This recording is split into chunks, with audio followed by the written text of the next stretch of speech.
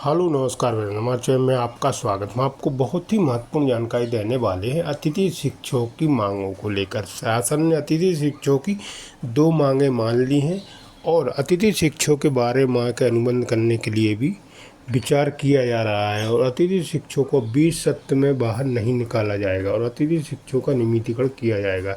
अतिथि 2 मांगें जो मानी गई हैं उसमें है, एक है रीजॉइनिंग, दूसरा है 90% वाला जो वेरिएंट था वो ख़त्म कर दिया गया है और दूसरी है कि सीएल अतिथि शिक्षकों को दिए जाएंगे।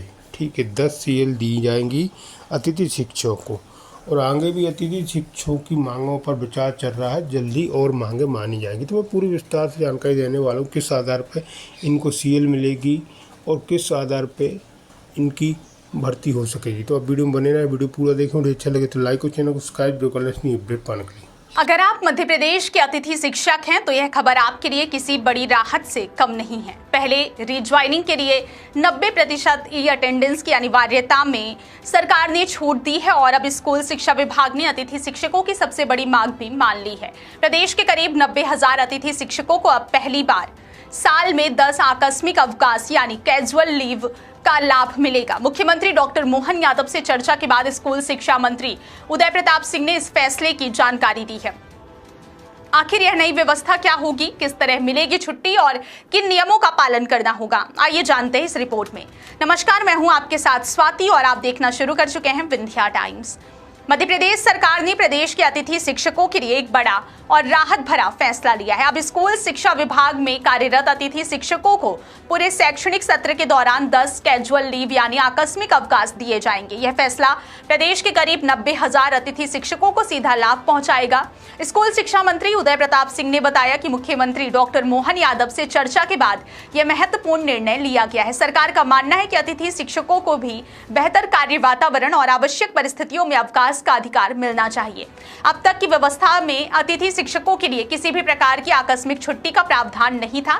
यदि किसी शिक्षक को व्यक्तिगत कारणों से अवकाश लेना पड़ता था तो उसकी उपस्थिति प्रभावित होती थी और कई बार रोजगार पर भी असर पड़ता था। इसी समस्या को देखते हुए लंबे समय से अतिथि शिक्षक संगठन सरकार से छुट्टियों की मांग कर रहे थे। आखिरकार सरकार ने इस मांग को स्वीकार करते हुए 10 कैजुअल लीव देने का फैसला लिया है।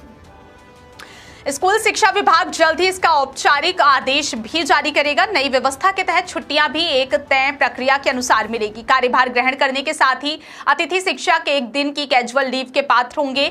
इसके बाद प्रत्येक 30 दिन का कार्य पूरा करने पर एक अतिरिक्त सीएल उनके खाते में जुड़ दी जाएगी। हालांकि सरकार ने छुट्टियों के उपयोग के लिए भी नियम तय किए हैं। कोई भी अतिथि शिक्षक एक बार में अधिकतम 3 कैजुअल लीव ही ले सकेगा, यानी 10 दिनों की छुट्टियां उपलब्ध रहेंगी, लेकिन उनका उपयोग चरणबद्ध तरीके से करना होगा। दिलचस्प बात यह है कि यह फैसला उसी दिन सामने आया जिस दिन सरकार ने अतिथि शिक्षकों की रीज्वाइनिंग को लेकर भी बड़ी राहत दी है।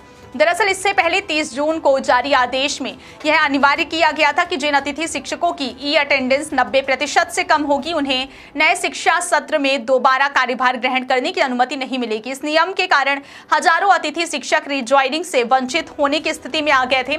इसके बाद अतिथि शिक्षक समन्वय समिति के प्रदेश अध्यक्ष सुनील सिंह परिहार के नेतृत्व में प्रतिनिधि मंडल ने लोक शिक्षण आयुक्त अभिषेक सिंह से मुलाकात कर अपनी समस्याएं रखी। संगठन ने बताया कि पूरे सत्र के दौरान अवकाश का कोई प्रावधान नहीं होने के कारण कई बार ई अटेंडेंस 90% से कम रह जाती है, जिससे शिक्षकों को रीज्वाइनिंग में परेशानी होती है। प्रतिनिधि मंडल की मांग पर विचार करते हुए लोक शिक्षण आयुक्त ने बड़ा निर्णय लिया है और 90% ई अटेंडेंस की अनिवार्यता में राहत देने के आदेश जारी कर दिए। हालांकि सरकार ने यह भी स्पष्ट कर दिया है कि यह राहत केवल रीज्वाइनिंग के लिए नहीं दी गई है। जो अतिथि शिक्षक इस सत्र में दोबारा कार्यभार ग्रहण करेंगे उन्हें अब नियमित रूप से ई अटेंडेंस दर्ज करनी होगी, यानी नए शिक्षा सत्र में ई अटेंडेंस की व्यवस्था पहले की तरह अनिवार्य रहेगी। इस संबंध में लोक शिक्षण आयुक्त ने सभी संयुक्त संचालकों, जिला शिक्षा अधिकारियों, विकासखंड शिक्षा अधिकारियों और संकुल प्राचार्यों को आवश्यक निर्देश जारी कर दिए हैं। कुल मिलाकर देखा जाए तो मध्य प्रदेश सरकार ने एक ही दिन में अतिथि शिक्षकों को 2 बड़ी राहतें दी हैं। पहली 90% ई अटेंडेंस की शर्त में छूट देकर रीज्वाइनिंग का रास्ता आसान किया है और दूसरी पहली बार साल में 10 कैजुअल लीव देने का फैसला लिया गया है। अब सभी की नजर स्कूल शिक्षा विभाग के उस आधिकारिक आदेश पर है जिसके जारी होते ही यह नई व्यवस्था प्रदेश भर के करीब 90,000 अतिथि शिक्षकों पर लागू हो जाएगी।